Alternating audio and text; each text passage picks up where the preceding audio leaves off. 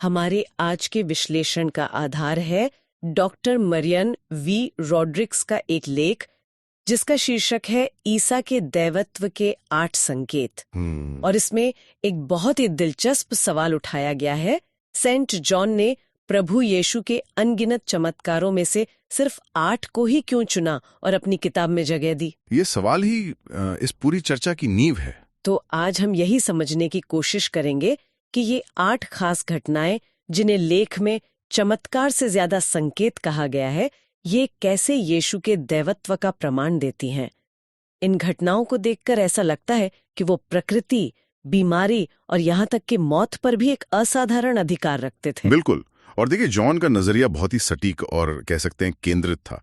लेख के मुताबिक उन्होंने यीशु के उपदेशों, उनकी शिक्षाओं या नैतिक बातों को अपने तर्क का आधार नहीं बनाया। अच्छा। उनका पूरा जोर इन 8 शक्तिशाली कामों पर था। उनका मानना था कि ये काम अपने आप में इतने बड़े सबूत हैं कि उन्हें किसी और चीज की जरूरत नहीं। लेख में तो ये भी लिखा है कि जॉन को लगता था कि अगर यीशु के सारे कामों को लिखा जाता तो शायद दुनिया में किताबें रखने की जगह ही कम पड़ जाती। तो इन 8 संकेतों को बेहतर ढंग से समझने के लिए चलिए उन्हें लेख के आधार पर 3 मुख्य श्रेणियों में बांटकर देखते हैं। पहली श्रेणी है प्रकृति पर अधिकार। इसमें वे संकेत आते हैं जहां यीशु भौतिक दुनिया के नियमों को बदलते हुए दिखाई देते हैं। और इसकी शुरुआत होती है एक बहुत ही आम सामाजिक मौके से। हाँ, गलील के काना में एक शादी से। सोचिए, एक शादी का माहौल है, सब खुश हैं और अचानक मेजबानों के पास शराब खत्म हो जाती है। ये उस जमाने में मतलब एक बहुत बड़ी शर्मिंदगी की बात रही होगी। और यीशु की मां मरियम उन्हें इस परेशानी के बारे में बताती हैं। और यहाँ कहानी एक बहुत ही दिलचस्प मोड़ लेती है। यीशु कुछ ऐसा करते हैं जिसकी कोई उम्मीद नहीं कर रहा था। वो सेवकों से कहते हैं कि पत्थर के 6 बड़े मटकों को पानी से भर दो। और ये कोई छोटे मोटे बर्तन नहीं थे, हर एक में लगभग 100 लीटर पानी आता था। और यहाँ एक छोटी सी लेकिन बहुत महत्वपूर्ण बात है। लेख बताता है कि ये वही मटके थे जो यहूदी लोग धार्मिक शुद्धिकरण के रीति रिवाजों के लिए इस्तेमाल करते थे। अच्छा, तो इन पत्थर के मटकों का कोई खास मतलब था? ये कोई आम बर्तन तो नहीं थे? नहीं, बिल्कुल नहीं। और यही इस घटना को और गहरा बनाता है। ये शुद्धिकरण के लिए थे, जो यहूदी धर्म का एक अहम हिस्सा था। तो उस पानी को जो रीति रिवाजों के लिए रखा गया था, बेहतरीन शराब में बदलकर यीशु एक तरह से ये दिखा रहे थे कि वो एक नए दौर की शुरुआत कर रहे हैं। एक ऐसा दौर जो पुराने नियमों से कहीं ज्यादा बेहतर और आनंद से भरा है। जब भोज के स्वामी ने उसे चखा तो उसने दूल्हे से कहा, तुमने तो सबसे अच्छी शराब आखिर के लिए बचा के रखी थी। और लेख इसे पहला संकेत कहता है। हाँ, जिससे उनकी महिमा प्रकट हुई और उनके शिष्यों का विश्वास मजबूत हुआ। प्रकृति पर अधिकार का एक और बड़ा उदाहरण है चौथा संकेत, 5000 लोगों को खाना खिलाने की घटना। यीशु एक पहाड़ पर है और एक बहुत बड़ी भीड़ उनके पीछे है। शाम हो रही है और जाहिर है सबको भूख लगी है। और उनके शिष्यों के लिए ये एक नामुमकिन सी स्थिति थी। फिलिप नाम का उनका एक शिष्य कहता है कि आधे साल की तनख्वाह से भी हम इतने लोगों के लिए थोड़ा थोड़ा खाना नहीं खरीद सकते। तभी एंड्रू को एक बच्चे के पास जौ की 5 रोटियां और 2 छोटी मछलियां मिलती हैं। मतलब 5000 लोगों के लिए सिर्फ 5 रोटी और 2 मछलियां, ये तो ना के बराबर था। इससे क्या ही होने वाला था। बिल्कुल, किसी भी आम इंसान के लिए ये मजाक जैसा लगता। लेकिन यीशु उन रोटियों और मछलियों को लेते हैं, ईश्वर को धन्यवाद देते हैं और उन्हें बांटना शुरू कर देते हैं। और अविश्वसनीय रूप से न सिर्फ सब लोग पेट भरकर खाते हैं, बल्कि बाद में जब बचे हुए टुकड़े इकट्ठे किए जाते हैं तो पूरी 12 टोकरियां भर जाती हैं। 12 टोकरियां? ये तो बहुतायत का एक जबरदस्त प्रदर्शन है। सही कहा। ये सिर्फ लोगों का पेट भरने के बारे में नहीं था, ये सृष्टि पर, चीजों को बढ़ाने की शक्ति पर उनके अधिकार का एक खुला प्रदर्शन था। लेख के मुताबिक इसे देखने के बाद लोगों में हलचल मच गई और वे कहने लगे, यकीनन यही वो पैगंबर है जिसे दुनिया में आना था। मतलब लोग इतने प्रभावित हुए कि वो उन्हें जबरदस्ती अपना राजा बनाना चाहते थे। हाँ, बिल्कुल। और ये बहुत दिलचस्प है क्योंकि लेख बताता है कि ठीक इसी सार्वजनिक सफलता के बाद यीशु अपने शिष्यों को एक बहुत ही निजी और डरावने अनुभव की ओर ले जाते हैं, मानो उन्हें कुछ और सिखाना चाहते हों। हम बात कर रहे हैं झील पर आए उस तूफान की। हाँ, ये 5वां संकेत है। शिष्य नाव में झील पार कर रहे हैं और यीशु उनके साथ नहीं है। अचानक तेज हवा चलने लगती है, लहरें उठने लगती हैं और अंधेरे में वे घिर जाते हैं। वे किनारे से कई मील दूर थे।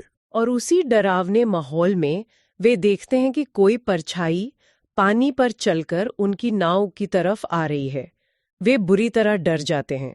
उन्हें लगता है कि कोई भूत है, लेकिन वो आवाज यीशु की होती है जो कहते हैं, मैं हूं, डरो मत। यहां पर एक बहुत गहरी बात है। यीशु सिर्फ तूफान को ही शांत नहीं करते हैं, वो पहले अपने शिष्यों के डर को शांत करते हैं। ये संकेत सिर्फ प्रकृति पर भौतिक नियंत्रण का प्रदर्शन नहीं था, ये एक गहरा मनोवैज्ञानिक और आध्यात्मिक संदेश था कि जो शक्ति समुद्र की लहरों को नियंत्रित कर सकती है, वही इंसान के मन के अंदर के डर और बेचैनी को भी शांत कर सकती है। और जैसे ही वो नाव में चढ़ते हैं, नाव फौरन किनारे पर पहुंच जाती है। और प्रकृति पर अधिकार का अंतिम संकेत हमें यीशु के पुनर्जीवित होने के बाद देखने को मिलता है। यह 8वां संकेत है। साइमन पीटर और कुछ दूसरे शिष्य पूरी रात मछली पकड़ने की कोशिश करते हैं, लेकिन उनके हाथ कुछ नहीं लगता। वे थके हुए और निराश हैं। सुबह के वक्त किनारे पर एक आदमी खड़ा होता है जिसे वे पहचान नहीं पाते। वो उनसे कहता है कि नाव की दाहिनी तरफ जाल डालो। वे थके हारे थे, लेकिन फिर भी वे उसकी बात मान लेते हैं। और जैसे ही वे जाल डालते हैं, उसमें इतनी मछलियां आ जाती हैं कि वे उसे खींच भी नहीं पाते। और लेख में एक बहुत ही खास संख्या का जिक्र है, 153 बड़ी मछलियां। ये इतनी सटीक संख्या क्यों है? क्या इसका कोई प्रतीकात्मक अर्थ है? ये एक बेहतरीन सवाल है। लेखक इस पर जोर देता है कि यह संख्या इस घटना की सच्चाई को दर्शाती है, कि ये कोई मनगढ़ंत कहानी नहीं है, बल्कि एक वास्तविक घटना का ब्यौरा है। और तभी शिष्य पहचान जाते हैं कि किनारे पर खड़ा व्यक्ति प्रभु ही है।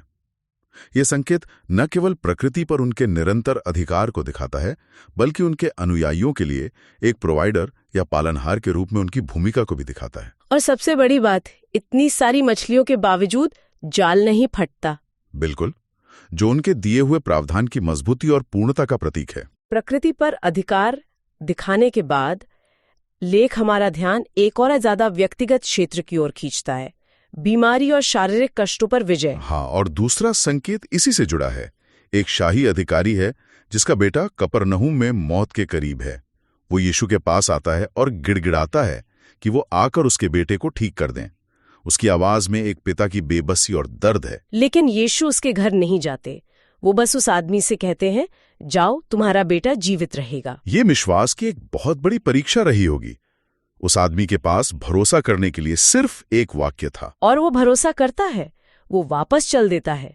रास्ते में उसे उसके सेवक मिलते हैं जो खुशखबरी देते हैं कि उसका बेटा ठीक हो गया है। जब वो पिता पूछता है कि बेटा किस वक्त ठीक हुआ, तो वे बताते हैं, कल दोपहर 1 बजे। अच्छा, उसे तुरंत याद आता है कि ये ठीक वही समय था जब यीशु ने उससे बात की थी। ये घटना दिखाती है कि यीशु की शक्ति दूरी या स्थान की सीमाओं से बंधी नहीं थी। उनके शब्द ही काफी थे। और इसका नतीजा ये हुआ कि वो अधिकारी और उसका पूरा परिवार उन पर विश्वास करने लगा। 1 मिनट, लेकिन तीसरे संकेत में कुछ अलग होता है। यीशु एक ऐसे व्यक्ति को ठीक करते हैं जो 38 साल से बीमार था। वो उस व्यक्ति से ये भी नहीं पूछते कि उसे विश्वास है या नहीं। ये बाकी संकेतों से थोड़ा अलग लगता है, जहां विश्वास एक बड़ी भूमिका निभाता है। लेख इस विरोधाभास को कैसे समझाता है? ये एक बहुत अच्छा अवलोकन है। ये तीसरा संकेत यरूशलेम में बेथेस्दा कुंड के पास होता है। वहां एक आदमी पड़ा है जो लगभग 4 दशकों से लाचार है। वो इस उम्मीद में जी रहा था कि कभी कुंड के पानी में हलचल होगी और कोई उसे उसमें उतार देगा। यीशु से सिर्फ एक सवाल पूछते हैं, क्या तुम ठीक होना चाहते हो? और वह आदमी अपने विश्वास का कोई दावा नहीं करता। वो तो अपनी लाचारी गिनाने लगता है कि उसकी मदद करने वाला कोई नहीं है। बिल्कुल। और यीशु उससे बहस नहीं करते। वो बस उसे आदेश देते हैं, उठो, अपनी चटाई उठाओ और चलो। और वो आदमी तुरंत ठीक हो जाता है। लेखक यहाँ इस बात पर जोर देता है कि यह संकेत इस धारणा को चुनौती देता है कि उपचार हमेशा किसी व्यक्ति के विश्वास पर निर्भर करता है। यह यीशु की अपनी पहल पर दी गई कृपा का एक कार्य था। यह दिखाता है कि उनका अधिकार किसी की योग्यता या विश्वास पर निर्भर नहीं करता, खासकर जब कोई सालों की निराशा और लाचारी से घिरा हो। और अब बात करते हैं छठे संकेत की, जो अंधकार पर प्रकाश की विजय का एक शक्तिशाली प्रतीक है।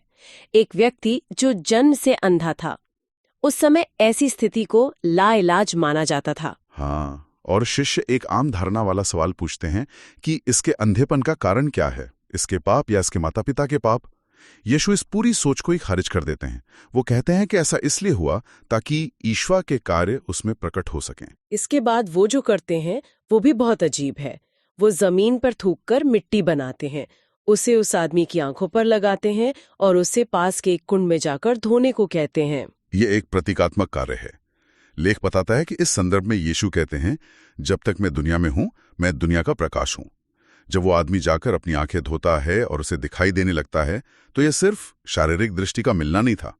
यह संकेत यीशु को दुनिया के प्रकाश के रूप में स्थापित करता है, वह जो शारीरिक और आध्यात्मिक दोनों तरह के अंधकार को दूर कर सकता है। और अंत में लेख हमें सबसे बड़ी और अंतिम चुनौती की ओर ले जाता है, मृत्यु पर अधिकार। हाँ, 7वां संकेत। यह शायद सभी संकेतों में सबसे नाटकीय और भावनात्मक है। यीशु का एक प्रिय मित्र लाजर मर चुका है और उसे कब्र में रखे हुए 4 दिन बीत चुके हैं। 4 दिन। मैं कल्पना करने की कोशिश कर रही हूँ कि वहां मौजूद लोगों ने क्या महसूस किया होगा। उस समय के हिसाब से तो शरीर सड़ना भी शुरू हो गया होगा। ये सिर्फ एक चमत्कार नहीं रहा होगा, ये डरावना भी लगा होगा। निश्चित रूप से। जब यीशु गांव पहुंचते हैं तो माहौल बहुत गमगीन है। लाजर की बहन मार्था कहती है कि अगर आप यहां होते तो मेरा भाई नहीं मरता। यीशु कब्र पर जाते हैं और उस पर रखे पत्थर को हटाने के लिए कहते हैं। मार्था हिचकिचाती है। वो कहती है, प्रभु, अब तक तो दुर्गंध आ रही होगी। लेकिन वे पत्थर हटा देते हैं। और फिर यीशु जोर से पुकारते हैं, लाजर बाहर आओ। और वो आदमी जो 4 दिनों से मृत था, कफन में लिपटा हुआ, कब्र से बाहर निकल आता है। ये एक ऐसा क्षण था जिसने सब कुछ बदल दिया। ये कोई साधारण उपचार नहीं था, ये जीवन की पुनर्स्थापना थी। ये तो मृत्यु पर शक्ति का सबसे बड़ा प्रमाण था। बिल्कुल। लेखक इसे प्रकाश और जीवन की ओर ले जाने वाली यात्रा के चरमोत्कर्ष के रूप में प्रस्तुत करता है। ये मौत पर, जो इंसान का सबसे बड़ा दुश्मन है, यीशु के पूर्ण अधिकार का अंतिम प्रदर्शन है। इस घटना को देखने के बाद लेखक कहता है, बहुत से लोगों ने यीशु पर विश्वास कर लिया। ये एक निर्णायक मोड़ था। तो अगर हम इन सभी 8 संकेतों को एक साथ देखें, काना में पानी को शराब बनाना, दूर से एक अधिकारी के बेटे को ठीक करना, 38 साल से बीमार व्यक्ति को चंगा करना, 5000 को खिलाना, पानी पर चलना, जन्म से अंधे को दृष्टि देना, लाजर को मृतकों में से जीवित करना और अंत में वो चमत्कारी रूप से 153 मछलियां पकड़ना। हाँ, जब आप इन्हें इस तरह एक साथ रखते हैं तो लेखक का तर्क एकदम साफ हो जाता है। ये सिर्फ दया या शक्ति के कुछ बिखरे हुए काम नहीं है। इन्हें बहुत सावधानी से एक क्रम में प्रस्तुत किया गया है ताकि ये साबित हो सके कि यीशु का अधिकार सार्वभौमिक है, प्रकृति पर, बीमारी पर, दूरी पर और यहां तक कि मृत्यु पर भी। हर एक संकेत उनके दैवत्व के एक अलग पहलू को उजागर करता है। वो जो सृष्टि करता है, जो जीवन देता है, जो प्रकाश है और जो मृत्यु पर भी विजय प्राप्त करता है। और यही सेंट जॉन का मुख्य बिंदु था। उनका मानना था कि इन 8 संकेतों का लेखा जोखा ये साबित करने के लिए पर्याप्त था कि यीशु वास्तव में ईश्वर के पुत्र हैं, जैसा कि लेख में बताया गया है। इस चर्चा को खत्म करने के लिए एक विचार के साथ छोड़ते हैं। इन संकेतों के धार्मिक महत्व से परे इस पर भी गौर करें। कहानी कहने की कला में चयन की कितनी ताकत होती है। किसी के जीवन की अनगिनत घटनाओं में से केवल इन 8 को चुनने का काम खुद उस संदेश को कैसे आकार देता है जिसे लेखक हम तक पहुंचाना चाहता था। ये हमें याद दिलाता है कि इतिहास और जीवनी केवल घटनाओं का संग्रह नहीं होते, बल्कि एक उद्देश्य के साथ की गई व्याख्या भी होते हैं। If you found this helpful, make sure to hit that like button and subscribe for more content. Don't forget the bell icon.